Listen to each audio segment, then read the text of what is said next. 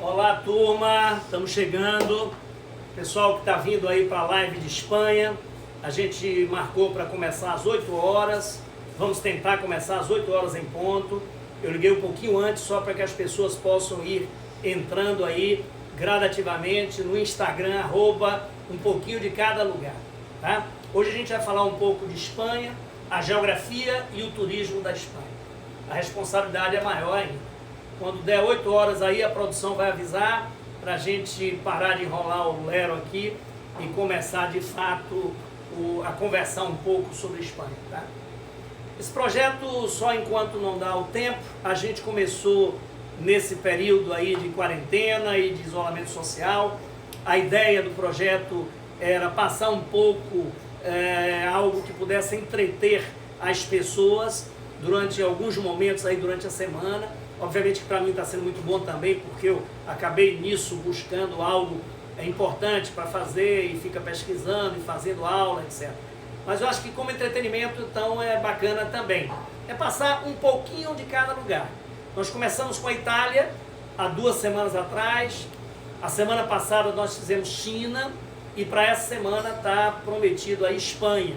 Escolhemos esses 3 países numa relação aí com a crise do coronavírus, porque foram os 3 países ocidentais que sofreram, ocidentais não, a China foi o primeiro, mas 3 países que sofreram mais com o impacto aí do coronavírus. A gente vai continuar, enquanto o isolamento social continuar, a gente vai continuar com as lives. Na próxima semana eu vou preparar uma live para vocês sobre Estados Unidos. É claro que Estados Unidos é um país gigantesco, de múltiplas opções e uma live só não seria suficiente para a gente cobrir grandes partes do país. Então a gente escolher algumas áreas dos Estados Unidos. A gente vai fazer a geografia e o turismo dos Estados Unidos em algumas áreas, com ênfase em Nova York, Chicago, São Francisco, Los Angeles, os parques nacionais americanos. É isso que a gente vai fazer. As pessoas estão chegando aí, a gente está com quantas pessoas aí na tela, aqui chegando? A gente está com 44, 45 pessoas chegando, de pouquinho em pouquinho. Eu acho importante falar para o pessoal que está pedindo muito que a gente poste as outras lives. A gente conseguiu gravar a última live de China. A gente está criando um canal no YouTube de um pouquinho de cada lugar e a gente vai postar os vídeos lá dessas lives que estão rolando, porque tem muito pedido para ver as outras lives. Beleza? Então acho que até amanhã a gente vai estar conseguindo ter esse canal aí funcionando normal, já com a live de China e a live de Espanha que está chegando hoje. Mas a gente já postou o primeiro no outro canal do YouTube de Joaquim Neri Filho. Esse canal já existia, ele estava adormecido, e aí para fazer o teste hoje nós postamos a live de China no canal do YouTube Joaquim Neri Filho. Então quem tiver interesse, dá uma olhada lá. Vamos começar? Vamos, estamos com 50 pessoas online, o pessoal vai chegando aí. Vão falando para os amigos, manda aí, compartilha essa live para todo mundo, que a gente vai começar a falar e tem muito conteúdo para vir. Fazer Espanha foi um grande desafio. Eu, depois que comecei a trabalhar na live de Espanha, comecei a perceber o tamanho do problema que eu tinha inventado. Por quê? Porque a Bahia é uma terra de espanhóis, a Bahia tem um conjunto de espanhóis muito grande, tenho muitos amigos espanhóis. Os espanhóis são muito bairristas, amam o seu país, né? Os descendentes de espanhóis herdaram isso, então os caras sempre que podem estão por lá e tem um amor pela terra muito grande. E aí eu fiquei com uma responsabilidade muito grande por trás. Mas já tinha combinado, vamos falar um pouquinho de Espanha dentro daquilo que nós conseguimos fazer, tá? Eu abri a tela aí, a primeira, falando um pouco do relevo da Europa, foi a mesma coisa que nós fizemos com a live da Itália e com a live da China. A gente, para falar um pouco da geografia, a gente começa com essa história do relevo do país. E para fazer o relevo da Espanha, a gente vem para o relevo da Europa. Hoje aqui a gente está com um pouquinho mais de tecnologia, já tem uma vara aqui melhor para a gente estar mostrando as posições. Todo o sul da Europa, eu já tinha comentado isso com você na live da Itália, ele sofre impacto do movimento da placa tectônica euroasiática no sentido sul. Essa placa se movimenta para o sul, ela se choca com a placa tectônica africana e isso provoca esse surgimento de relevo aqui, que vem desde as montanhas da Turquia, passando pelas montanhas da Grécia, da Itália, os Alpes, e aqui estão os Pirineus, separando a Península Ibérica do restante da Europa. O relevo da Espanha é impactado por isso também. Aqui a gente tem um mapa específico do relevo da Espanha. Repare que ele é muito mais uniforme do que o dos outros países que tínhamos visto antes, tá? Aqui destaca-se a Cordilheira dos Pirineus, que é uma cordilheira de montanhas novas, como a Cordilheira dos Alpes, que fica no norte da Itália. Os Pirineus funcionam como uma barreira de separação entre a França, ou melhor, entre o resto da Europa e a Península Ibérica. Sem dúvida alguma, o relevo tem uma função geopolítica muito grande também, tem uma função estratégica muito grande também, porque acaba servindo de uma barreira de proteção contra eventuais invasões terrestres, que a Península Ibérica, obviamente, sofreu ao longo da sua história por vários momentos. Ela tem essa proteção geomorfológica aqui. O restante do país predomina essa massa amarela e laranja. É um relevo muito uniforme da Espanha. É a meseta espanhola, ou meseta central. É um relevo planáltico, quase todo o país é um grande planalto. Observe que aqui essa massa verde, boa parte dela é Portugal. Então o que sobra para a Espanha é essa grande conjunto amarelo e laranja aqui, formado pela meseta espanhola. É um relevo planáltico, planaltos que têm altitudes variadas aí entre 400, 500 metros, até pouco mais de 1000 metros. Em alguns pontos desse planalto existem franjas um pouco mais altas, são esses pontos mais escuros aqui, a gente tem algumas montanhas, mas nesse caso são montanhas arredondadas, montanhas velhas, montanhas não tão altas quanto os Pirineus ou os Alpes, por exemplo. Esse relevo tem um papel importantíssimo no clima da Espanha e, obviamente, em toda a questão da história e da geopolítica da Península Ibérica. Aí a gente abriu esse mapa da Europa para mostrar algo que nós tínhamos combinado também, comentado também na live da Itália. O clima da Espanha e de toda a Península Ibérica, em especial a Espanha, sofre uma fortíssima influência do deserto do Saara. O Saara está aqui no norte da África e o Saara, obviamente, tem uma capacidade de expandir a sua característica climática em grandes áreas, pela própria força do deserto. O resultado disso é que a Espanha tem um clima predominantemente quente e seco, sobretudo no período do verão, em quase toda a Espanha. Claro que existem exceções, a gente vai falar disso daqui a pouco. A Espanha tem um verão muito quente, um verão muito seco. Quem já visitou a Espanha no verão sabe, chega a ser desagradável o excesso de calor que existe por lá, mas tem momentos excelentes para você visitar a Espanha. Primavera e outono, por exemplo, são excelentes. Aliás, a Espanha está tão próxima do deserto do Saara que, se não fosse o Marrocos, ou melhor, se não fosse essa cordilheira de montanhas que existe aqui, chamada Cordilheira dos Atlas, é uma cordilheira que está aqui no norte do Marrocos, no noroeste da África. Se não fosse a Cordilheira dos Atlas, muito provavelmente a Espanha seria um pedaço do deserto do Saara dentro da Europa. A Espanha pode agradecer à África, ao Marrocos, ao relevo dos Atlas, não ter se tornado um grande deserto, porque a Cordilheira de Montanhas impede, em parte, a passagem da influência do Saara em direção à Península Ibérica. O resultado de tudo isso é que o relevo da Espanha, o clima da Espanha também tem, antes de mostrar o clima como um todo, também tem uma fortíssima influência de uma corrente marítima, que é fundamental na definição dos climas, que é a corrente do Golfo, Gulf Stream. A corrente do Golfo, ela sai daqui, ó, do Golfo do México, do Mar das Antilhas, onde ela acumula águas quentes, no Golfo do México, no Caribe, e essas águas quentes saem lambendo a costa da Flórida e vão em direção ao noroeste da Europa. É por isso que o noroeste da Europa é uma área de climas mais amenos do que outras áreas do globo. Espera que teve uma barbeiragem Houve aqui. algum probleminha aí? Pronto, já voltamos. Pronto. É por isso que o noroeste da Europa tem climas mais amenos do que outras áreas do globo de mesma latitude. E a Espanha, onde entra nessa história? Repare que essa parte norte aqui da Península Ibérica é a Espanha. Então essa parte norte sofre influência direta da corrente do Golfo. É isso que faz com que o norte da Espanha tenha climas mais amenos.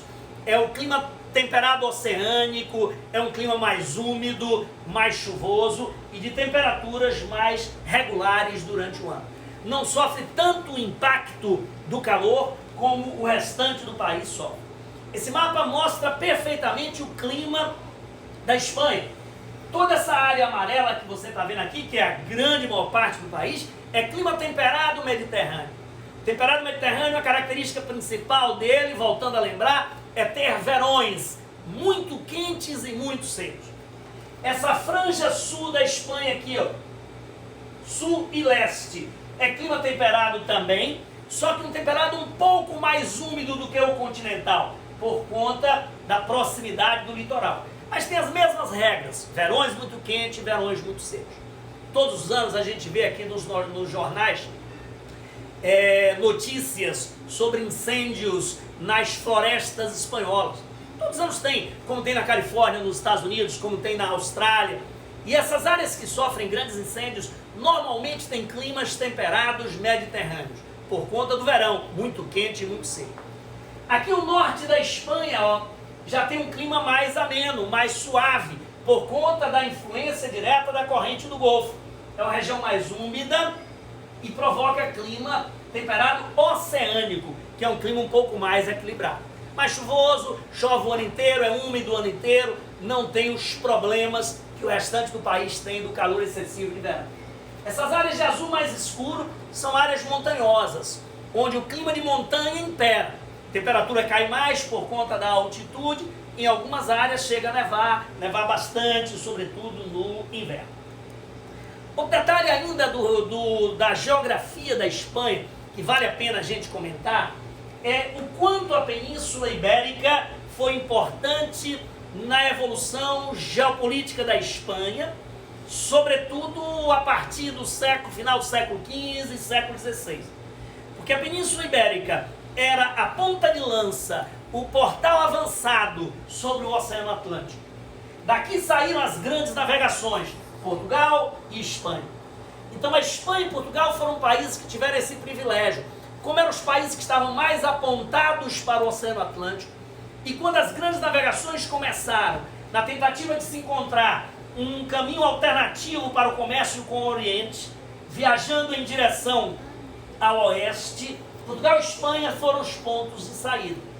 A América foi descoberta por Cristóvão Colombo, genovês, italiano, mas quem deu a grana, quem financiou e quem bancou a viagem foram os espanhóis, exatamente também por conta dos interesses e das vantagens que a Espanha tinha em estar com a ponta avançada para o Oceano Atlântico. Ainda no aspecto geográfico, a gente queria destacar a incrível e máxima importância estratégica do Estreito de Gibraltar. O Estreito de Gibraltar está aqui ligando o mar Mediterrâneo ao Oceano Atlântico. É uma ponta estreita que liga ou separa o mar Mediterrâneo ao Oceano Atlântico.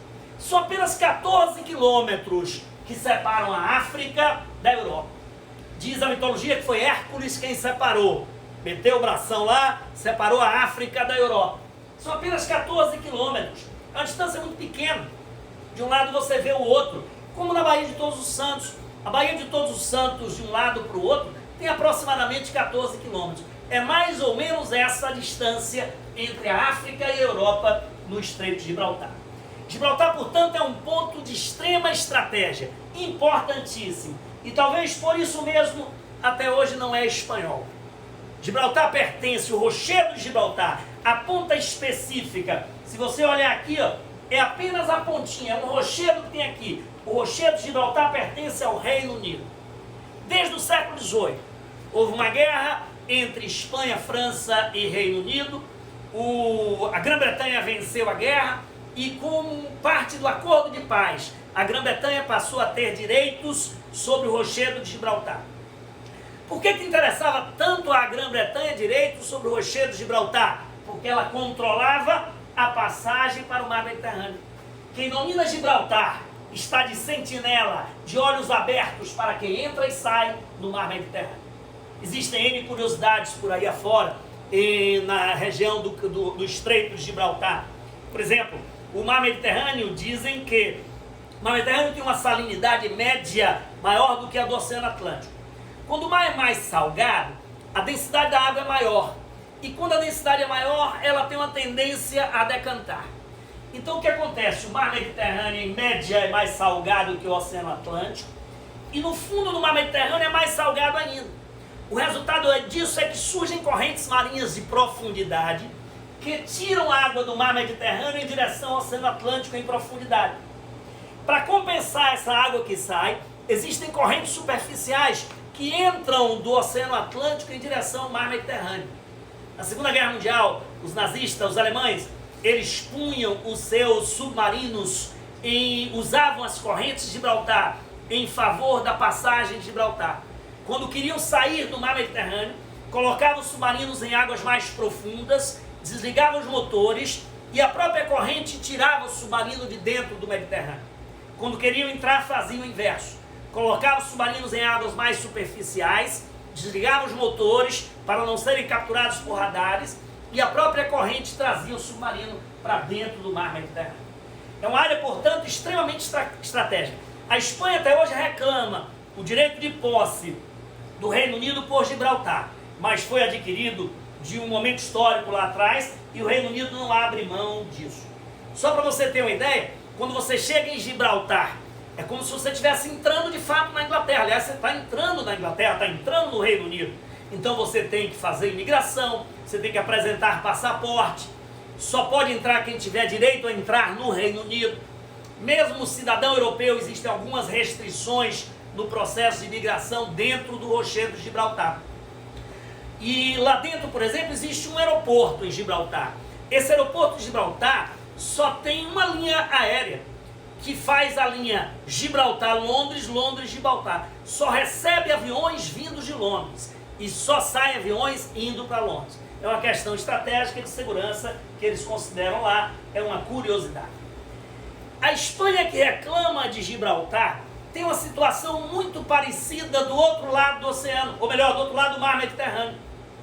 A Espanha tem duas possessões que pertencem a ela, do outro lado do mar Mediterrâneo, Ceuta e Melilla. Ceuta fica pertinho de Gibraltar. Aqui está a ponta de Gibraltar, o Rochedo de Gibraltar, que é da Grã-Bretanha. Aqui está Ceuta do outro lado. Só que é um enclave dentro do território do Marrocos. Ceuta e Melilla. O Marrocos reclama da Espanha o direito a essas posses, que são apenas duas cidades pequenas, encravadas ali, dois portos, o porto de Ceuta e o porto de Melilla. O Marrocos quer essas áreas para eles e a Espanha não abre mão, porque a Espanha alega um direito histórico. Esses territórios são espanhóis desde o século XV, Ceuta e Melilla, e mesmo antes até de se formar o Reino do Marrocos. Portanto, esse é um argumento diplomático que a Espanha tem. E esses imbróglios existem por lá. A curiosidade é que Ceuta e Melilla são cidades espanholas. Portanto, quem está em Ceuta, quem está em Melilla, está na Espanha. Significa dizer que quem está em Ceuta ou Melilla está na Europa. E o resultado disso é que existe uma fortíssima pressão imigratória, de imigração ilegal, em direção às cidades de Ceuta e Melilla. Pessoas de vários cantos do mundo, países onde tem forte fator de repulsão, tentam entrar na Europa por Ceuta ou Melilla. Existem esses grandes muros, cercas de arame farpado enormes. Às vezes são 3 conjuntos de cercas, cercas muito mais, como é que a gente poderia colocar, rigorosas talvez, do que aquela que separa parte dos Estados Unidos do México. E essas cercas estão ali para impedir que os imigrantes legais entrem em Ceuta, entrem em Melilla, consequentemente entrem na Espanha, entrem na Europa. E muita gente tenta, a gente está vendo aqui uma grande quantidade de imigrantes legais tentando entrar pela cerca de Melilla, é o caso dessa que está aí. Muitos se ferem, muitos sofrem acidentes. Isso alimenta uma máfia, aquela máfia de transporte de imigrantes, a mesma que tem aqui na América Central, no México, tentando colocar imigrantes dentro dos Estados Unidos, tem por lá, tentando colocar imigrantes dentro da Europa. Mas não são apenas africanos, aliás, não são marroquinos. A maioria deles vem de Camarões, Níger, Nigéria, de outros países da África Equatorial, mas muitos vêm da Síria, vêm de outros cantos do globo que estão sofrendo forte fator de repulsão e tentam entrar na Europa através dessas possessões de Ceuta e Melilla.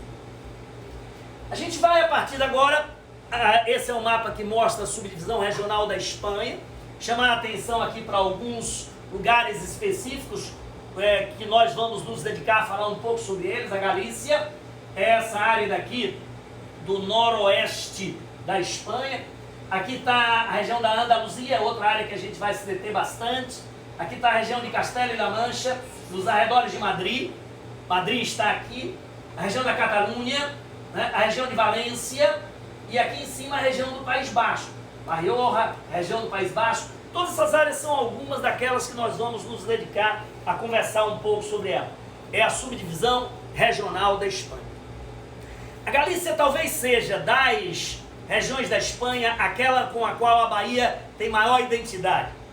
O meu amigo Marcílio e a minha amiga Érica, não sei se estão assistindo a live aí, Mônica, daqui a pouco me posiciona aqui, fica na minha frente para você me dizer quem está assistindo ou não, tá? Mas ele prometeu assistir.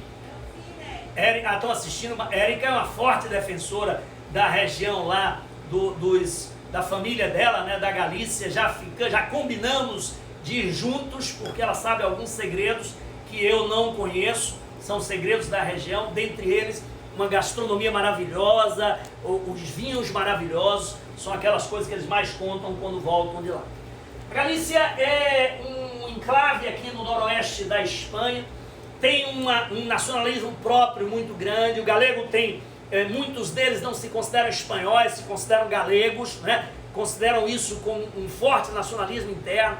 Existem até dialetos próprios que falam na região da Galícia, o que marca uma identidade maior para eles, tá? Destaque aqui já nesse mapa para as cidades de Pontevedra, Vigo e La Coruña. Um dos destaques da Galícia é um território pequenininho, mas que tem morros belíssimos, como sofre influência aqui da corrente do Golfo, é uma região mais úmida, portanto são morros mais verdejantes, belos, e tem essas entradas do mar no continente, são chamadas rias. As rias da Galícia são famosas, é como se fossem, lembram um pouco os fiordes. Não são fiordes, os fiordes da Noruega não são fiordes, porque tem uma origem geológica diferente, as rias, mas são entradas do mar no continente. Aqui está uma foto da Ria de Vigo, aqui está uma de Pontevedra, que tem a mesma característica. Essas rias possibilitam zonas portuárias excelentes e, portanto, a Galícia teve também um papel importante como área de saída e entrada de pessoas e produtos, né? Por isso que muitos espanhóis que vieram para o Brasil vieram a partir da Galícia, tá? Mas, sem dúvida alguma, o local mais importante do ponto de vista turístico da Galícia é Santiago de Compostela. Santiago de Compostela fica no meio da Galícia, aqui, ó, nessa ponta, e é o ponto final daquilo que conhecemos pelo nome de Caminhos de Santiago. Eu coloquei no plural Caminhos de Santiago porque de fato são vários. Lá em Santiago de Compostela foi encontradas relíquias do corpo do apóstolo Tiago, e por isso se tornou uma área de peregrinação importantíssima para a Igreja Católica. Até hoje existem dúvidas, a ciência tem dúvidas sobre se de fato os restos mortais encontrados aí eram de Tiago ou não, mas a Igreja acatou como sim. Isso criou em Santiago um centro de peregrinação formidável.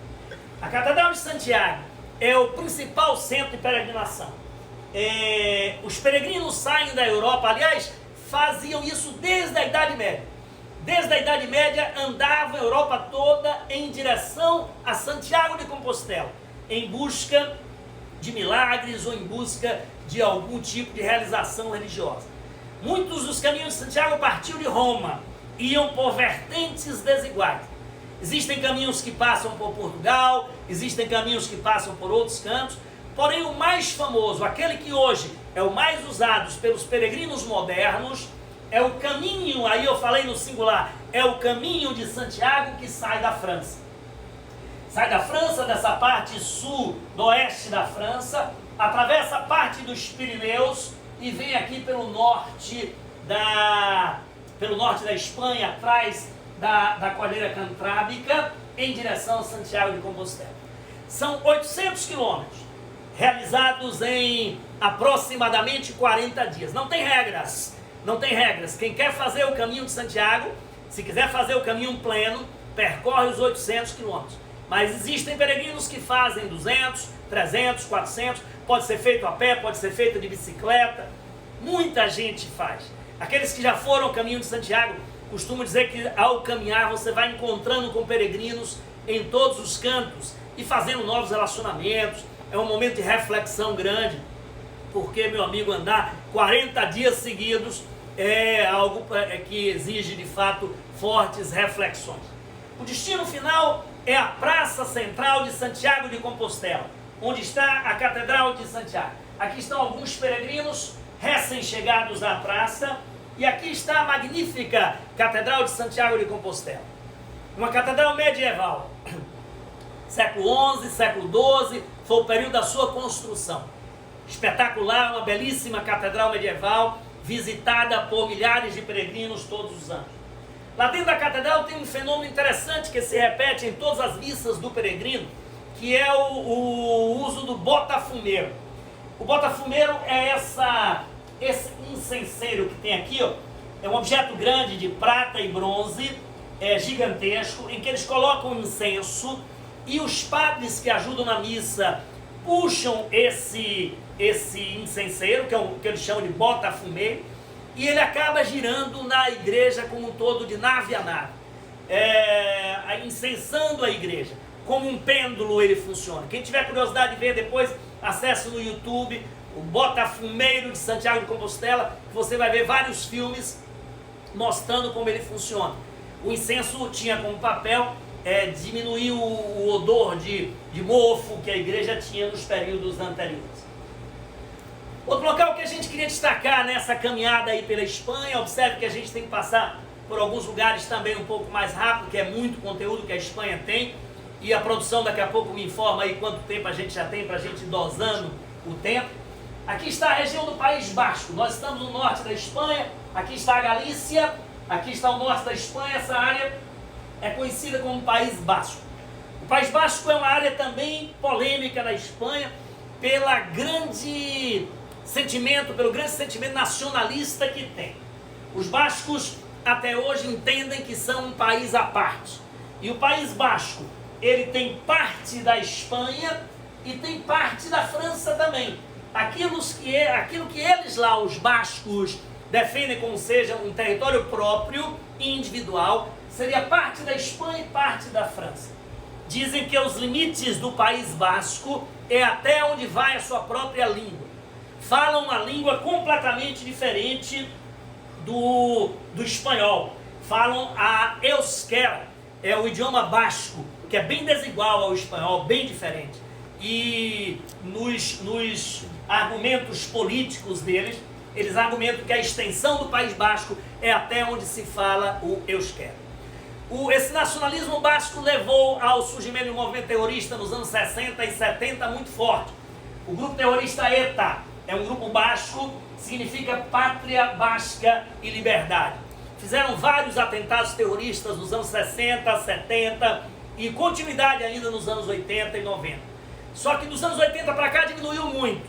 A nova Constituição espanhola, ela deu uma série de autonomias ao País Basco. E essa autonomia acabou diminuindo muito a ação do grupo terrorista ETA. Hoje é muito mais integrado à Espanha, inclusive economicamente. É uma região rica, boa parte da economia da Espanha está centralizada aí na região do País Basco. Essa é uma foto icônica da cidade de Bilbao, capital do País Basco, que mostra o Museu Guggenheim. O Museu Guggenheim é um complexo de museus, existem 5 museus Guggenheim no mundo, nos Estados Unidos tem, em Veneza tem, aí em Bilbao tem um. E o que mais chama atenção no Museu Guggenheim de Bilbao é a arquitetura dele. É um projeto do arquiteto canadense-americano Frank Gehry. O Frank Gehry, que é um dos arquitetos revolucionários aí do século XX, fez o projeto do Museu Guggenheim de Bilbao, com formas bem distorcidas de metais, usando Na época de apresentação do projeto, era um projeto considerado como improvável, mas ele acabou sendo executado e acabou ficando um marco para a cidade. Talvez hoje o marco maior que a cidade tenha é a fachada do Museu Guggenheim de Bilbao. Aí perto de Bilbao, ainda no País Basco, está a charmosa cidade de San Sebastián. O litoral, uma cidadezinha pequena, praias maravilhosas nessa região do Mar da Cantábria, é aí um trecho do Oceano Atlântico, praias maravilhosas. Mas o que mais chama atenção em San Sebastián é o forte turismo que tem, porque muitos espanhóis passam temporadas de veraneio lá em San Sebastián, onde o clima é mais razoável, porque no sul da Espanha a temperatura é insuportável, então muitos vão a San Sebastián porque tem um clima um pouco mais razoável, mais úmido inclusive. E lá o que mais chama atenção é a questão da gastronomia de San Sebastián. Destaca-se uma gastronomia popular, os pinchos. Os pinchos são as tapas do País Basco, são chamados de pinchos. São esses conjuntos de tiragostos que as pessoas utilizam tomando um drink e tal. Os pinchos da região de San Sebastián são famosos, como são famosos também a gastronomia de alto padrão da Espanha. A Espanha é um dos países do mundo que tem mais restaurantes estrelados Michelin. Só em San Sebastián existem 3 restaurantes com 3 estrelas Michelin. Uma cidadezinha pequena com 3 restaurantes, 3 estrelas Michelin. Aqui está um deles, é o restaurante Arzac. Coloquei aí em homenagem ao meu amigo e sócio Tinho, que deve estar nos assistindo. Ele teve a oportunidade de ir lá o ano passado e contou maravilhas do Arzac e da gastronomia de San Sebastián. Esse é um dos motivos ainda que eu botei aí a Espanha na minha wish list de viagens próximas.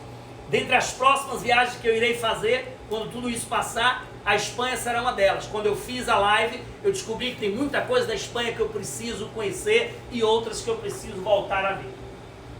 Aí perto, por exemplo, da região do País Basco, aparece a região de La Rioja. Nesse mapa menor aqui dá para ver, ó. Se você puder aproximar aí, produção, ó. La Rioja fica aqui pertinho, aqui está o País Basco, aqui está a região de La Rioja. La Rioja, até pela foto dá para a gente perceber, é uma área de concentração vinícola fantástica na Espanha, é a principal área de produção de vinhos da Espanha. Existem cerca de 2.000 vinícolas na região de La Rioja, tá? E são vinhos de excelente qualidade, como por exemplo o Marquês de Riscal.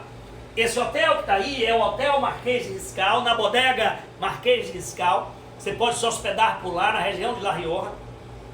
E o projeto dele lembra o Museu Guggenheim, porque é do mesmo arquiteto, é do Frank Gehry. O mesmo que fez o Museu Guggenheim de Bilbao, fez o projeto da vinícola La Rioja, aí, da Marquês de Riscal em La Rioja.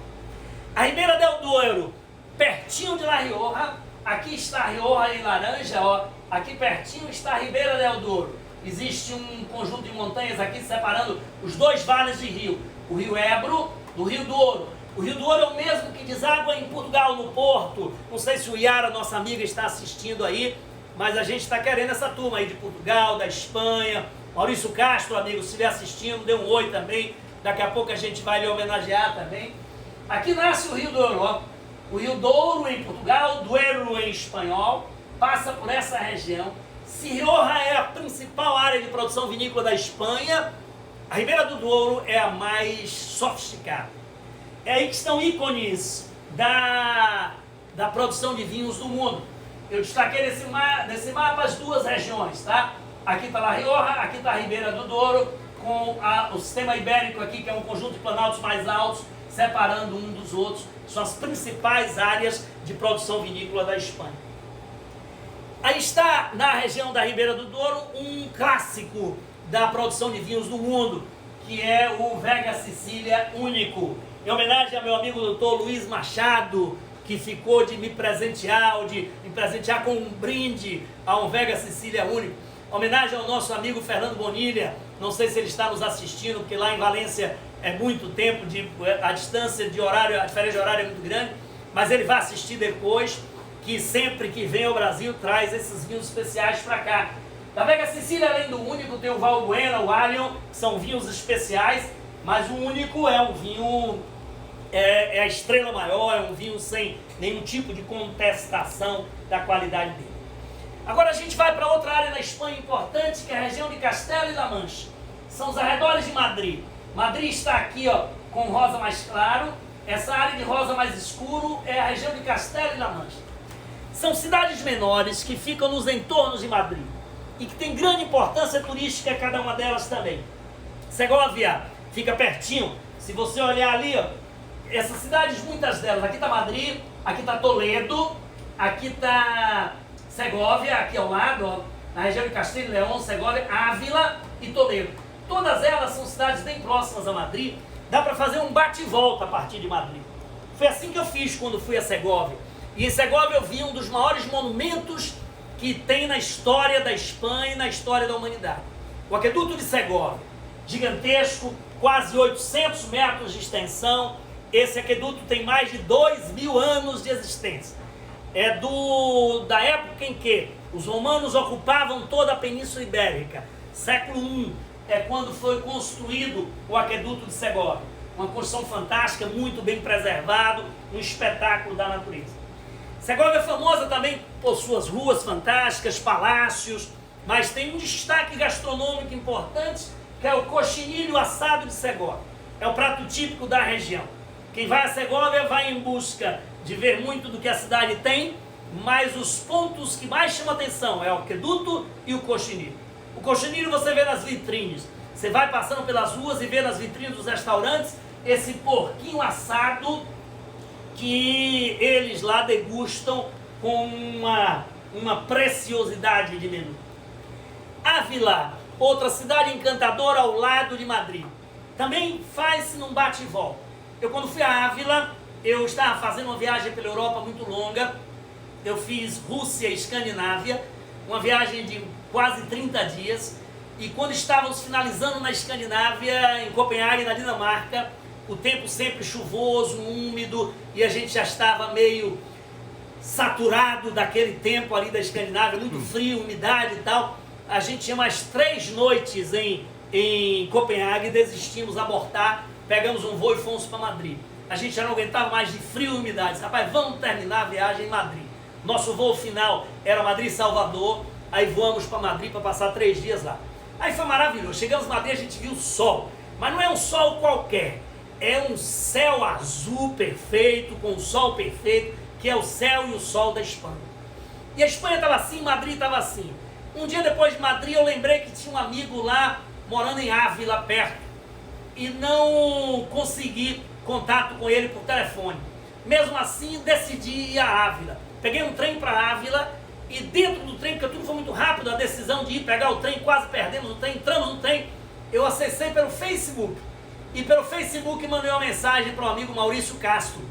Disse: Maurício, estou indo para Ávila. Sei que você mora aí, se você estiver aí e puder nos ver, vai me encontrar na estação e tal. 15 minutos depois, ainda dentro do trem, ele me respondeu, disse que estava na estação nos esperando. Tivemos um dia maravilhoso com Maurício e Luri. Se eles estiverem assistindo, um abraço para vocês. Foram eles que nos apresentaram Ávila e essa maravilha que está aqui, ó, que é a Muralha de Ávila. A Muralha de Ávila é encantadora, é a mais bem preservada muralha urbana da Europa, cerca a cidade histórica quase toda e tem essa paisagem espetacular que você está vendo aí. Lá também em Ávila ele nos apresentou aos tacos e aos vinhos de Ávila. Na cidade antiga nós fomos tomar alguns tacos, são aqueles píntios lá do País Basco, tomamos alguns vinhos, passamos um dia maravilhoso lá com eles, depois pegamos o trem de volta e retornamos para Madrid. Toledo é a terceira das 3 cidadezinhas que eu lhe falei ali nos entornos de Madrid. Toledo é um exemplo de cidade medieval espanhola. Uma cidade linda, espetacular, pequenininha, pode ser percorrida toda a pé. Fica numa colina, um pouco acima do rio Tejo, e essa região de Toledo, ela é famosa porque ela ficou marcada na região do território de La Mancha, pelos escritos de Miguel de Cervantes, nas histórias de Dom Quixote de La Mancha. Aqui está o rio Tejo, Toledo está aqui onde eu estou tirando a foto. Aqui está o rio Tejo, ela fica numa coluna ao lado do rio Tejo, tá? E aqui está a imagem do Dom Quixote de La Mancha, que representa todo o território de La Mancha. Toledo é uma cidade interessante também porque Ali conviveram durante muitos anos cristãos, muçulmanos e judeus, durante muitos anos. Nem sempre em paz, mas às vezes sim. E Toledo deixou marcas arquitetônicas de todos eles. Então em Toledo você tem uma força muito grande da arquitetura árabe. Muito dessa arquitetura árabe depois ela foi apropriada pela Igreja Católica. Então antigas mesquitas foram transformadas em sinagogas e mais tarde sinagogas foram transformadas em igrejas. Tem uma igreja lá chamada Santa Maria la Blanca, que era uma antiga mesquita, virou uma sinagoga e depois a sinagoga virou igreja. E os detalhes judeus e muçulmanos estão dentro do mesmo imóvel. Não chega a representar uma tolerância religiosa absoluta, apesar de ter existido momentos de paz. Não chega a representar tolerância religiosa porque uns expulsaram os outros e os católicos foram aqueles que expulsaram todos depois. Mas Toledo teve esse passado aí medieval interessante também. Aí chegamos a Madrid. Madrid é uma cidade linda. É uma cidade de avenidas largas, bonitas, uma arquitetura imponente. Essa arquitetura ela se manteve sobretudo, ela foi montada sobretudo no final do século XIX. Segunda metade do século XIX, como Paris, por exemplo. Então Madrid tem um conjunto arquitetônico muito bonito.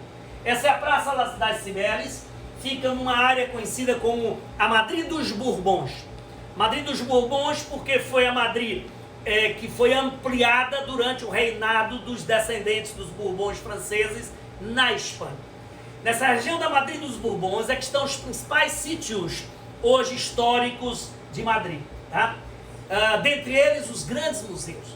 Chama a atenção dois em especial. O Museu da Rainha Sofia fica nesse prédio, é um prédio histórico, a fachada nem é tão representativa, mas é um prédio imponente, grande, mas lá dentro estão algumas das mais fantásticas obras de arte da Espanha. Dentre elas um clássico mundial, que é a Guernica, do cubista Picasso. A Guernica está aqui, fica no Museu da Rainha Sofia. Ela representa, foi uma inspiração momentânea de Picasso. Ele vivia um momento no final dos anos 30 meio desmotivado para criar, até porque a Espanha vivia um momento muito ruim, que era a Guerra Civil Espanhola. Ele estava meio que exilado em Paris, quando de repente, se aproximando de uma feira em Paris, ele precisava apresentar um painel. Aconteceu o bombardeio da Força Aérea Alemã sobre a pequena cidade de Guernica, no País Basco. Os alemães experimentaram a Espanha para usar suas armas de guerra, que mais tarde testaram na Segunda Guerra Mundial. E agrediram a Espanha, as cidades que defendiam a manutenção da República, em favor da ditadura franquista que viria a seguir. E o bombardeio a Guernica foi terrível. Destruíram a cidade completamente. Morreram cerca de 2.600 pessoas no bombardeio de Guernica. Inocentes, não estavam em guerra, não estavam batalhando e foram massacrados pela aviação alemã naquele episódio. Quando Picasso soube disso, a inspiração surgiu de repente e ele, num tempo recorde, pintou essa maravilha que é a Guernica, que expressa em dor o sentimento que ele conseguiu captar à distância, lá de Paris. Guernica estava no País Basco, no território da Espanha, e ele conseguiu captar expressões fantásticas do que deveria ter sido aquele episódio do bombardeio de Guernica. Juan Miró, um artista surrealista espanhol, também está bem representado lá no Rainha Sofia, tem várias telas dele. Salvador Dalí é outro que tem muitas telas representadas lá no Museu Rainha Sofia também. Todos eles artistas espanhóis. Aliás, o Rainha Sofia é o museu que tem mais obras de arte dos artistas espanhóis do século XX, estão lá dentro do Rainha Sofia, em Madrid. Tá? O Museu do Prado é o mais famoso museu de Madrid, um dos mais famosos do mundo. As obras do Museu do Prado, sobretudo, são pinacotecas do período renascentista. O grande destaque do Museu do Prado fica para Velázquez, que está inclusive em frente ao museu. Mas não só Velázquez, Goya, El Greco, são artistas renascentistas importantes que estão lá dentro do Museu do Prado. El Bosco, são artistas, alguns deles flamengos, como é o caso de El Bosco. El Greco, que não é espanhol, mas viveu lá há muito tempo, inclusive na cidade de Toledo. Esse é um dos quadros mais icônicos do Museu do Prado. Coloquei aqui em homenagem à doutora Verônica, que está nos assistindo aí, ela que ama esse quadro. As Meninas de Velázquez é considerado um dos quadros mais icônicos desse período áureo da pintura espanhola. Nessa área da Madrid dos Bourbons, é a área onde tem também as grandes praças de Madrid. Porta do Sol é o marco zero da Espanha. Todas as distâncias da Espanha são medidas a partir da Porta do Sol. No meio da praça tem lá adiante, aqui a gente não vê nessa foto, um urso que chama a atenção porque é o símbolo da Espanha. É um urso, é o símbolo de Madrid também. Praça Maior é a mais bonita das praças de Madrid. A Plaza Maior foi local de tourada no passado, foi local onde houve julgamentos da Santa Inquisição, aí dentro da Plaza Maior, e é considerada uma das praças mais bonitas da Europa também até hoje. Palácio Real Espanhol, todas essas construções estão na área da Madrid dos Bourbons. O Palácio Real é espetacular, é um palácio gigantesco também. Ainda pertence aos reis da Espanha, que usam o palácio eventualmente para reuniões, etc. Aí dentro tem um museu, que mostra mais a parte de mobiliário, etc., do Palácio Real. Aí pertinho da Praça do Sol, só para chamar a atenção, existe na realidade é uma loja de Ramon Ibérico, chamado Museu do Ramon. Todo turista que passa na porta entra para saborear o fantástico Ramon Ibérico espanhol. O presunto espanhol é espetacular, eles fazem todos os tipos, e você senta ali, toma um tiragosto com vinho, é espetacular. Mercado de São Miguel, também nessa área da Madrid dos Bourbons, é um mercado, quem me orientou, me animou, me incentivou aí o Mercado de São Miguel, foi o Maurício Castro. Me disse que lá eu poderia fazer boas fotos e comer bons tiragostos e tomar um bom vinho, e foi isso que nós fizemos. Aqui está o Mercado de São Miguel. Na Europa, em vários países, em várias cidades, existem esses mercados que são bem típicos, que vendem comidas e bebidas típicas. O Mercado de São Miguel, em Madrid, é um dos mais famosos e mais importantes. Essa foto eu botei para mostrar o restaurante Botín. Botín é considerado o restaurante mais antigo do mundo, em pleno e contínuo funcionamento. O Botín estima-se estar em pleno e contínuo funcionamento desde 1725. É considerado, portanto, o restaurante mais antigo do mundo. É uma boa opção, hoje é bem turística, claro, mas lá você pode provar um coxinilho daquele que a gente mostrou lá atrás, é uma boa opção também. Tá? Esse é o Platea. Eu conheci o Platea na última vez que fui a Madrid. O Platea é uma coisa moderna, nova, foi instalado no antigo centro de cinemas em Madrid, que eles instalaram ali agora um centro de gastronomia. Então são 3 andares de restaurantes, bares, lanchonetes. Existe sempre um DJ aqui, ó, no centro das praças, tocando, e as pessoas sentam ali nas mesinhas e podem pedir coisas de qualquer um deles. Opa, recebi a notícia aí, quem está nos acompanhando é Sebastião Nery e Beatriz. Um beijo aí, Tião. Você que ama tanto a Espanha, espero que se sinta aí homenageado também. E bota na lista de desejos para voltar lá, tá? Praça de Touros Las Ventas é a mais bela das praças de touros da Espanha. É a Praça de Touros de Madrid. A tourada é sempre um evento muito polêmico, e a gente fez questão de colocar a tourada aí na apresentação também, porque a gente gostaria de levantar essa polêmica. A primeira vez que eu fui a uma tourada, só fui 2 vezes. A primeira vez que eu fui foi nesse dia, em Madrid. Nós estávamos em Madrid, decidimos ir lá, estávamos eu, Mônica e meus filhos, Tess e Kim. Tess não quis ir, Mônica também não, eu fui com Kim sozinho para a Praça de Touros. Chegamos na Praça de Touros, ela estava bem vazia, era um dia normal, um dia comum, estava bem vazio. Aí nós fizemos uma chantagem, liguei para a Mônica, que estava no hotel, e disse: pô, vem para cá, tá tão vazio, bacana, venha que a gente assiste apenas uma tourada e vai embora, vamos jantar. Aí usei a chantagem de jantar num bom restaurante. Daqui a gente vai sair para jantar num bom restaurante e tal. Elas acabaram indo, pegaram um táxi e foram, nos encontraram lá antes de começar o espetáculo. Quando o espetáculo começa, entram os toureiros, entram os animais, e o espetáculo a princípio é lindíssimo. Os toureiros sempre muito bem vestidos, os cavaleiros muito bem vestidos, fazem um show ali no picadeiro. E, obviamente, os turistas e amantes da tourada se regozijam com aquilo que está acontecendo ali. Aí depois começa o drama, entra o touro. O touro, quando entra, para mim já foi um choque. Eles usam o touro da raça Miura. Existe um Miura negro, como é o caso desse, existe um marrom, que é um outro. São animais fortíssimos, grandes, fortes, e que têm uma fama de serem muito valentes, né? Portanto, são bastante usados em tourada. Tinha o primeiro impacto que descobri que o touro já entra com uma lança enfiada no dorso.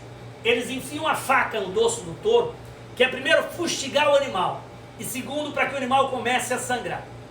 Depois o toureiro entra, fica um pouco à distância, não se aproxima, fica um pouco à distância, e o touro vem, ele sai correndo. Aí entram os cavaleiros. Os cavaleiros entram para picar o touro, são chamados de picadores. Os cavalos estão protegidos com capas de couro bem resistentes, mas o touro muitas vezes fere o animal. E o toureiro entra com lanças e ele vai picando o touro com aquela lança. O objetivo é sangrar o touro o máximo possível para que o touro vá perdendo as suas forças. A ideia é deixar o touro cada vez mais fraco para que o toureiro possa aí sim começar a brincar. Quando o touro vai ficando mais fraco, o toureiro entra e começa a fazer algumas manobras. Observe que aquele já está lavado de sangue em cima. Depois disso entram os bandeirilhos. Os bandeirilhos são outros toureiros também, cujo objetivo é só enfiar essas bandeiras no dorso do touro. São facas, são lanças que eles enfiam no dorso do touro com o mesmo objetivo, fazer com que o animal fique mais fustigado e cada vez mais fraco, sangrando cada vez mais fraco. Depois que os bandeirilhos entram e aí o touro vai perdendo a sua força, vai cambaleando, eu vi tourada do touro literalmente cambalear antes de ser morto, aí entra o toureiro matador. O toureiro matador entra fazendo pose, como se fosse um artista no palco, entra fazendo pose, dançando e fazendo poses específicas, e ele vai para dar o golpe final no touro. Quando o touro está bem fraco, o touro baixa o pescoço, e ao baixar o pescoço ele vem e enfia a espada numa vértebra do touro e o touro morre. Oxalá morra instantaneamente. Esse que eu vi morreu instantaneamente na mesma hora. E aí a cena é lamentável. Depois que o touro morre, entra uma carroça puxada por burros, eles amarram o touro pelos pés, arrastam o touro na arena para que o público aplauda e leva o touro embora. Quando eu terminei de ver essa primeira cena, decidiram ter 6 touradas. Eu terminei de ver a primeira, que eu olho para o lado, Tess, minha filha, chorava horrores e estava literalmente mal comigo. Aí nós não conseguimos continuar, desistimos e fomos embora, só assistimos uma tourada. Eu tenho um post no meu blog, umpouquinhodecadalugar.com, www.umpouquinhodecadalugar.com, sem BR. Tem um post chamado Tourada em Madrid, coragem ou covardia? É um dos posts que virou fórum de debate. É um dos fóruns de debate mais importantes que existe, é esse aí, sobre a tourada de Madrid. Na sequência a gente vai para a região da Andaluzia. Estou recebendo da produção aqui a indicação que temos apenas 10 minutos. Mas a gente sabe, se nós passarmos os 10 minutos, a gente talvez tenha que desligar e voltar de novo para concluir. Porque falta muita coisa boa, falta Barcelona, muita coisa boa aí. Beijo para Marília e para Fernanda Chamusca. Fernanda Chamusca, que ama a Espanha, passou um tempo por lá. Um beijo para você. E Marília também pedindo beijo, nos assistindo lá de São José dos Campos. Marília e Renato, um beijo para vocês. Aqui a influência muçulmana é para destacar que durante boa parte da história da Península Ibérica ela foi ocupada pelos muçulmanos. Nesse mapa eles já estavam sendo restringidos, mas houve época em que os mouros ocuparam quase toda a Península Ibérica. Depois eles foram recuando, ocuparam boa parte de Portugal, boa parte da Espanha, mas essa área daqui do sul da Espanha foi a área que mais sofreu a influência moura, mais sofreu a influência muçulmana. Essa região onde está a Andaluzia é onde houve a principal influência moura, que está visível lá na arquitetura, sobretudo na arquitetura. Um lugar fantástico para se conhecer a Andaluzia. Alguns tesouros existem por lá. Sevilha, a capital da Andaluzia. Nós estivemos em Sevilha já algumas vezes A última foi há 2 anos atrás. Quando nós chegamos em Sevilha, estava tendo um evento fantástico. Daqui a pouco eu vou mostrar umas fotos para você. A Feira de Sevilha. Aí está a Catedral de Sevilha, é o principal monumento da cidade. É a maior catedral da Espanha, a terceira maior da Europa, é uma catedral gigantesca, a Catedral de Sevilha. Ela foi construída no local de uma antiga mesquita muçulmana. As mesquitas muçulmanas da Andaluzia, todas elas foram transformadas em igrejas. Esse campanário que tem aqui gigantesco, observe que a decoração dele, ó, é totalmente árabe, totalmente mourisca. Era o antigo minarete da mesquita muçulmana. O que foi a mesquita muçulmana e o minarete acabou virando hoje a Catedral de Sevilha e o campanário. Aí tem alguns detalhes da decoração do campanário da Catedral de Sevilha, e essa daqui é uma escultura que fica no alto da Catedral de Sevilha, um catavento gigantesco que tem uma réplica lá embaixo da catedral. O Real Alcázar foi o antigo Palácio Moro, que depois foi apropriado também pelos reis de Espanha.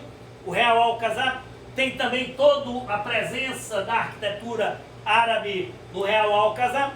Tem algumas fotos aí que mostram decorações internas dele. Tem um jardim maravilhoso lá de fora.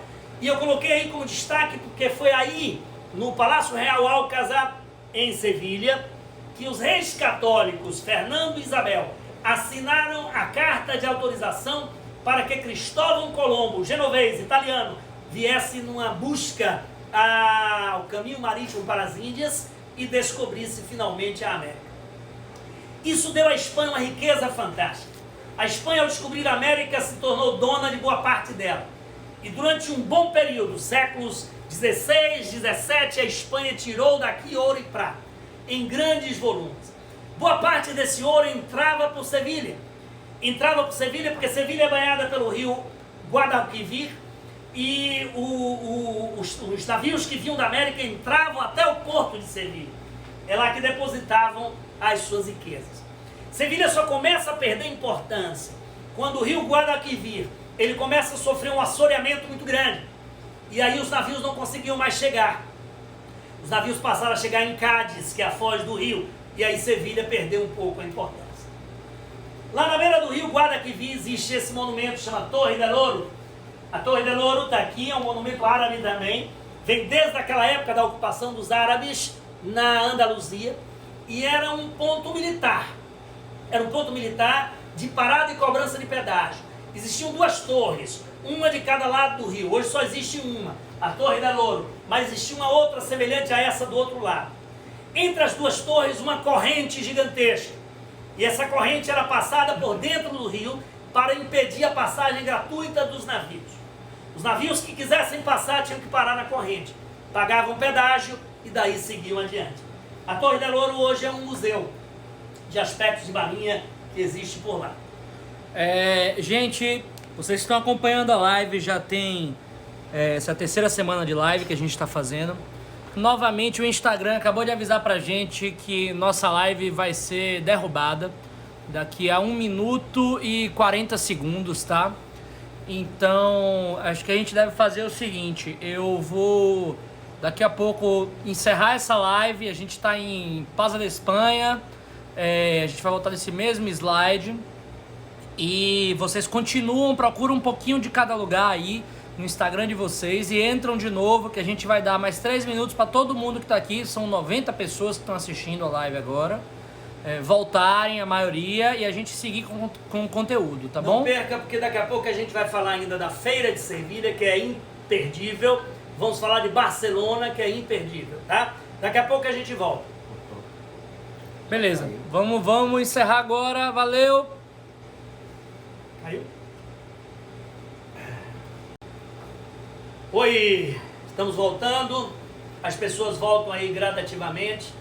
Enquanto isso, só lembrando a vocês que esse é um projeto que a gente está fazendo no período da quarentena, as lives de um pouquinho de cada lugar. Fizemos Itália, fizemos China, estamos fazendo Espanha. Na próxima semana vamos fazer Estados Unidos.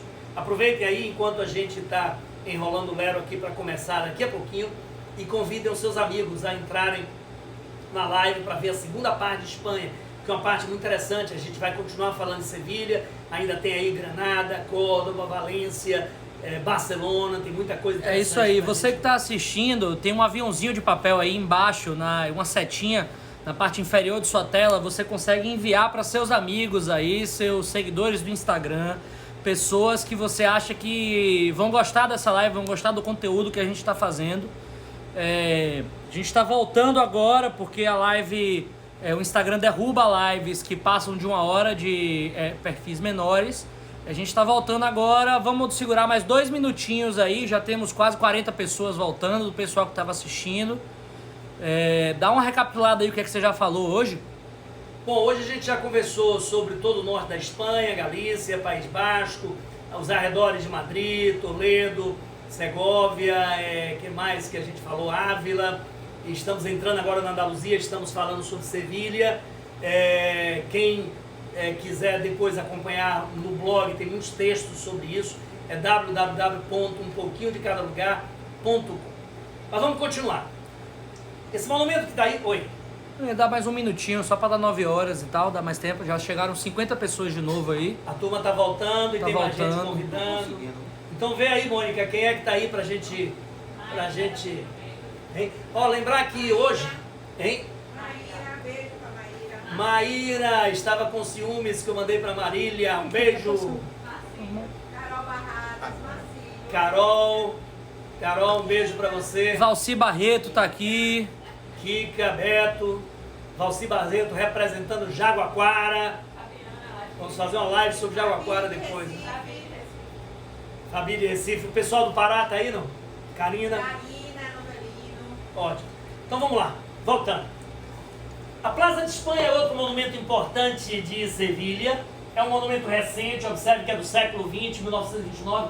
Foi construído para a Exposição Ibero-Americana de 1929. É um centro de convenções, só que com arquitetura bem histórica, bem antiga, colocado numa praça enorme ao lado de um jardim gigantesco também ali, e que os turistas costumam frequentar muito. Essa é a Plaza de Touros La Maestranza, é a Praça de Touros de Sevilha. A gente falou agora há pouco sobre a tourada em Madrid. Nós que estávamos aí para ver a Feira de Sevilha, acabamos indo também na Praça de Touros Maestranza. A Praça de Touros Maestranza tem um museu, lá dentro tem um museu sobre touradas, e o museu tem peças interessantes, tem toda uma história cultural da Espanha aí que deve ser valorizada. Mas a gente já conversou bastante sobre as touradas, aí está o início da entrada dos toureiros, né, sempre com muita pompa. Nesse dia estava lotado, são 14 mil pessoas na Praça Maestranza. Estavam todos os ingressos esgotados. Nós conseguimos ingressos de última hora, o lugar não tão bom, mas fomos lá e essa cena mostra o impacto que é você ver a matança do touro, o touro já completamente destruído aqui, cambaleado, já sangrando, sem força mais nenhuma, aí fica mole para o toureiro. Se bem que nesse dia, uma das touradas que a gente assistiu, o touro pegou o toureiro pela perna e ele teve algumas dificuldades. A gente estava em Sevilha para assistir a Feira de Sevilha. Quem me recomendou foi o meu amigo Luiz César, da operadora Alcance, parceiro nosso. Luiz César foi quem falou para mim, primeira vez, da Feira de Sevilha. Chama-se Feira de Sevilha ou Féria de Sevilha, tá? É uma feira fantástica, a cidade toda se envolve, as mulheres todas vestem roupas típicas, flamengas, sevilhanas, todas se envolvem, danças flamengas em todos os cantos, e no meio das ruas, cavalos espetaculares, carruagens espetaculares, todas enfeitadas. A cidade, de fato, vive a feira como nunca. Nós amamos ter ido à Feira de Sevilha, ou Feira de Abril, ou Féria de Abril, tá? Aí está o pavilhão da feira, onde chega toda essa entrada aqui do pavilhão decorado, iluminado. Lá dentro tem vários barracões. Os barracões, eles são barracões de comida, bebida, dança, muita música, dança, comida, bebida, e são individualizados por clubes sociais, bairros, grupos de amigos. Cada grupo de amigos tem o seu barracão. E existem alguns barracões que são públicos.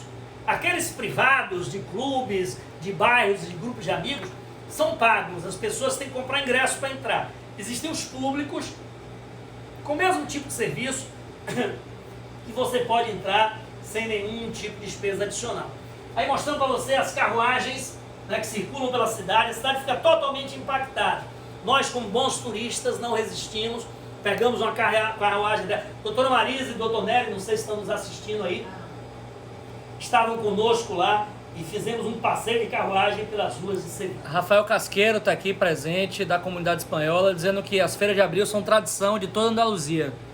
Beleza, e essa de Sevilha me parece que é a maior de todas elas, é maravilhosa. Aí saindo de Sevilha em direção ao litoral, nós paramos numa cidade mágica chamada Ronda.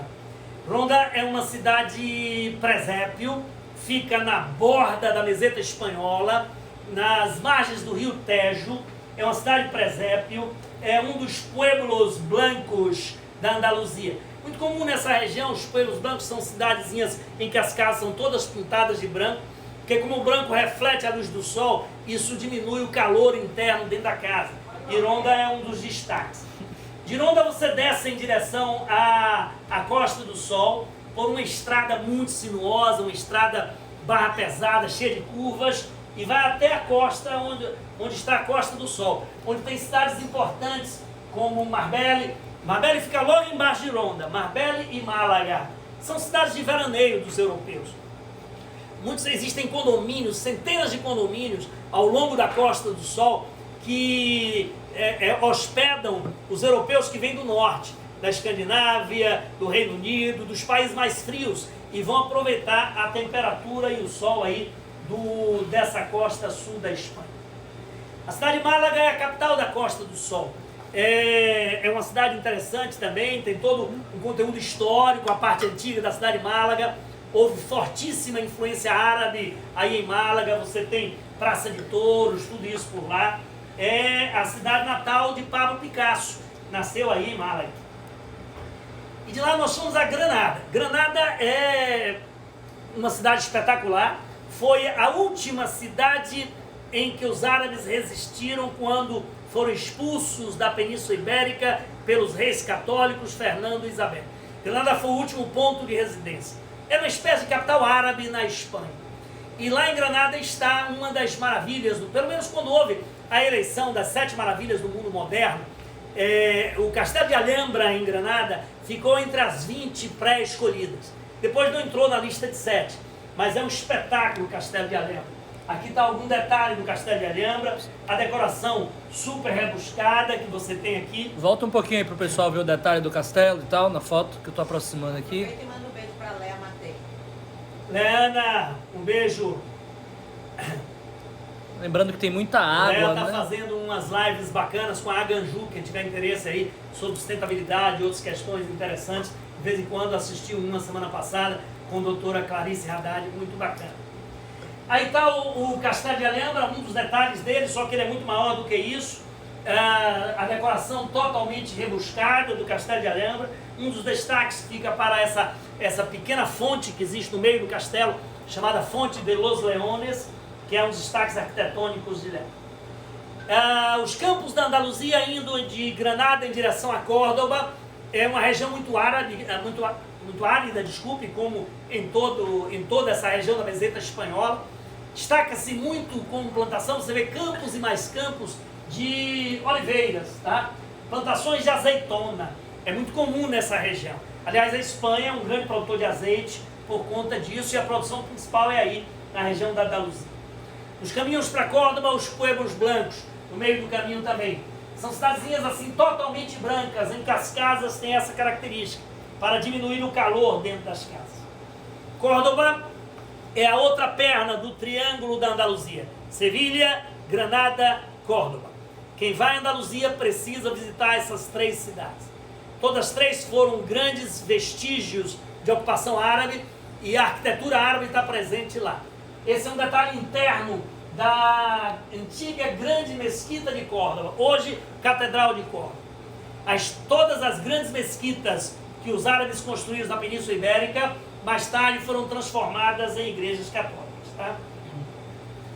Aí a gente vai dar uma passada por Valência. Valência é uma cidade já um pouco a norte, aqui a gente está à Costa do Sol, Valência indo um pouco a norte em direção a Barcelona, é entre a Costa do Sol e Barcelona. é a terra do meu amigo Dr. Fernando Bonilha. Valência é uma cidade hoje em dia que tem um grande contraste entre o tradicional e o moderno. É uma cidade que preserva um centro histórico super charmoso, pequenininho como toda cidade espanhola mais tradicional, mais antiga. Tem toda a tradição do seu centro histórico, com igrejas maravilhosas, com uma cultura e uma gastronomia especial, tá? E tem também uma área moderna espetacular em destaque aí em Valência. Essa é a cidade das artes e das ciências. É um parque em Valência que concentra museus, concentra uma série de outros prédios públicos, aquário, etc. E que é hoje um dos principais pontos turísticos de atração da cidade. É uma obra do arquiteto mestre espanhol Calatrava, foi quem fez aí a construção da Cidade das Artes e da Ciência em Valência. A paella, quando comecei a live, eu ia sugerir a vocês que preparassem de última hora uma paella valenciana aí para comemorar a live sobre Espanha, mas é um dos pratos típicos da Espanha e a paella é sobretudo valenciana. Os valencianos têm esse orgulho, essa tradição de serem eles os responsáveis pelas paellas mais especiais que existem aí no país. Coloquei também como 2 destaques, só para a gente também, são lugares que não conheço na Espanha, mas que vale a pena a gente citar. As Ilhas Baleares, que estão aqui, ó, importantíssimas no turismo, sobretudo turismo de verão. As Ilhas Baleares estão aqui próximo a essa costa leste da Espanha. São a ilha de Maiorca, Menorca e Ibiza. São áreas de forte atrativo turístico, sobretudo de turismo de sol e mar. Turistas que vão em busca de diversão, turismo de sol e mar, baladas. As baladas de Ibiza são famosérrimas e acontecem nessa região. Aí está 2 exemplos, uma praia nas Ilhas Baleares, observe a transparência da água que você tem aqui, tá? Na ilha de Formenteria, e aqui uma balada em Ibiza, num dos resorts lá de Ibiza. No verão essas baladas são muito comuns em toda a região. Acho que meu amigo Cláudio Coutrin, não sei se está assistindo aí a live, Camila, já tiveram por lá, pelas baladas de Ibiza também. As Ilhas Canárias é um outro conjunto insular que pertence à Espanha, só que as Ilhas Canárias ficam no Oceano Atlântico, aqui na costa do Marrocos. Um pouco avançado no Oceano Atlântico, na costa do Marrocos, são as Ilhas Canárias. Não tem a tradição de balada das Ilhas Baleares, é importante como um porto marítimo perto da Europa. Os grandes navios de cruzeiro que fazem a travessia do Brasil para a Europa param nas Ilhas Canárias, a maioria deles param aí. É porto livre, é área de livre comércio, então facilita muito para quem quer comprar algumas coisas livres de impostos também. Quem é que está dando a dica aí? Léo Albuquerque tem vento para kite nas Ilhas Canárias, é isso? Tenerife é a capital das Ilhas Canárias aí na região. Bom, e por fim a gente vai chegando à Catalunha. A Catalunha é essa ponta nordeste da Espanha, fronteira com a França. Aqui está a Cordilheira dos Montes Pirineus, aqui está a região da Catalunha. É mais um território que luta por mais autonomia ou até mesmo movimento separatista na Espanha. A Europa que luta por união através da União Europeia, a mesma Europa que luta a todo momento por fragmentação. Na Espanha a gente tem movimentos nacionalistas fortes, na Galícia, no País Basco, na Catalunha, em Valência e em tantos outros lugares. Tá? A Catalunha talvez seja hoje o que tem o movimento mais forte. Do ponto de vista político é quem tem o movimento mais forte. O catalão, ele tem orgulho de ser catalão e muitos deles não se dizem espanhóis, são catalões. Às vezes quando você está por lá em Barcelona, que você se refere a um deles como espanhol, o cara lhe corrige e diz, não, não sou espanhol, eu sou catalão. Mas pertence à Espanha, e a Espanha é uma unidade geopolítica territorial, então a Catalunha pertence sim à Espanha que está aí. Bom, ícone da Catalunha é Barcelona, a sua capital. Barcelona é uma das cidades de maior atrativo turístico do mundo, uma das mais visitadas do mundo, acho que está em 3º lugar na Europa em fluxo de turismo, é a mais visitada da Espanha, tá? E tem atrativos fantásticos. Dentre elas, é uma cidade moderna, alegre, jovem, boa de passear, com toda uma gastronomia própria, especial, algumas avenidas largas, amplas. Essa é Las Ramblas. Las Ramblas é uma avenida, é um grande calçadão que liga o porto de Barcelona à área interna da cidade. Aqui perto fica o bairro Judeu, que é um bairro cheio de becos e uma parte histórica de Barcelona também muito bonita. E o que mais marca a cidade, sem dúvida alguma, são as construções deixadas pelo arquiteto Gaudí. Gaudí tem algumas construções em Barcelona, é onde estão a maior parte das obras dele, que são icônicas e influenciaram arquitetos do mundo inteiro. Essa é uma delas, chama Casa Batlló. A Casa Batlló fica numa área conhecida lá em Barcelona como Ilha da Discórdia. E o nome Ilha da Discórdia é porque várias casas daquela época eram feitas disputando fachadas, quem tinha a fachada mais bonita que a outra. A família Batlló, ela contratou o Gaudí para fazer a sua casa, a sua residência. E Gaudí fez esse espetáculo. É o mestre dos mosaicos, fez a casa toda em mosaico, lembrando ícones que lembram dragões.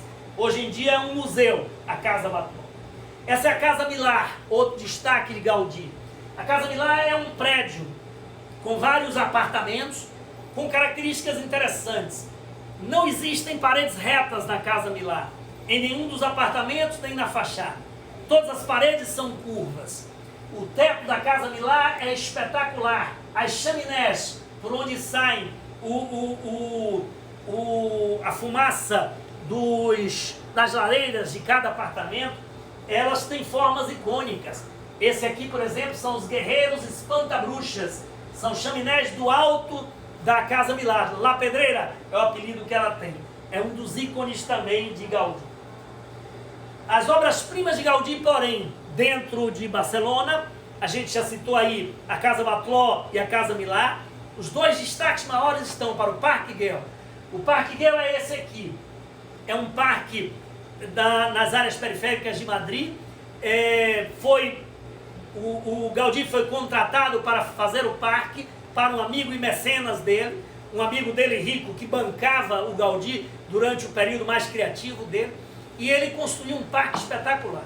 Hoje é um parque público que as pessoas podem visitar, obviamente paga-se ingresso para isso, mas vale muito a pena a visita ao Parque Güell.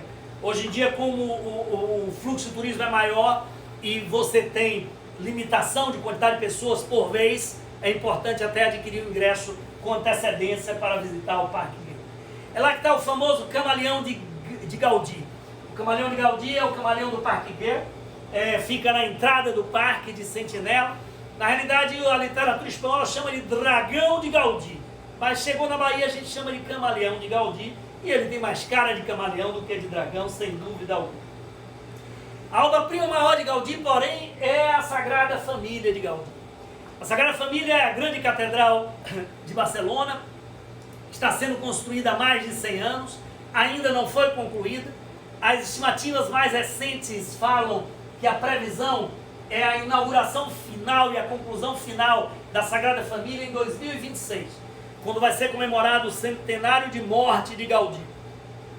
Gaudí começou essa obra, viveu os últimos 15 anos da vida dele internado dentro da obra, tentando avançar com a maior quantidade possível, deixou os projetos todos prontos, mas obviamente não conseguiu concluir. Quando morreu tinha apenas uma torre pronta. De lá para cá muita coisa já surgiu, mas ela ainda não está pronta. Espere-se que seja inaugurada em 2026. A última vez que eu estive em Barcelona, eu disse, volta em Barcelona depois de inaugurada a Sagrada Família. Já voltei lá e ela não estava inaugurada ainda, mas volto depois dela inaugurada, porque Barcelona é um lugar para se voltar sempre. Esse é um detalhe aí da Sagrada Família, de uma das fachadas dela, e a gente deixa aí como foto final da apresentação. Espero que vocês tenham gostado. Um abraço aí para Mário Baldock, soube que você está nos assistindo, prestigiou nas outras duas também, lá de Ribeirão Preto. Bacana estar com você aí na live. Quem mais está aí nos vendo? Quem? Renatinha Cardoso. Tico Domingues é o nosso amigo que mora na Espanha. Espero que tenha agradado aí, Tico. Devo ter deixado de falar de muitas coisas. Você, como é um especialista em Espanha, deve ter sentido muita falta de muitas coisas, mas observe que a gente está fazendo aí em quase 1h20 de live e mesmo assim a gente não conseguiu falar sobre tudo.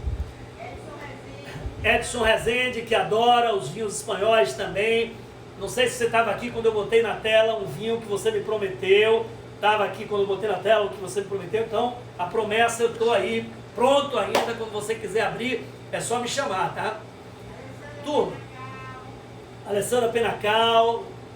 Bom, não vai dar para falar de todo mundo, então sintam-se todos homenageados aí. Eu queria dizer que foi muito bom. A gente na próxima semana vai estar aqui de novo, quinta-feira às 20 horas. Vamos falar de Estados Unidos. Estados Unidos a gente vai dar ênfase em Nova York, Chicago, São Francisco, Los Angeles, nos parques nacionais americanos, Yosemite Park, Grand Canyon, Yellowstone Park, e no relevo e na geografia como um todo dos Estados Unidos. Se você quiser assistir essa live ou recomendar para alguém, até amanhã durante 24 horas ela está salva no Stories de um pouquinho de cada lugar. Depois a gente vai condensar num filme e jogar no YouTube. Por enquanto a gente está usando o YouTube de Joaquim Nery Filho, mas a gente vai estar providenciando criar uma conta do YouTube para um pouquinho de cada lugar, onde as lives serão colocadas por lá também. Muito bom, obrigado por todos vocês estarem presentes. Na próxima semana a gente volta de novo. Tchau. Pessoal, obrigado, boa noite. Fica aí no Stories de um pouquinho de cada lugar, enviem para os amigos. Semana que vem tem mais Estados Unidos. E um abraço, valeu!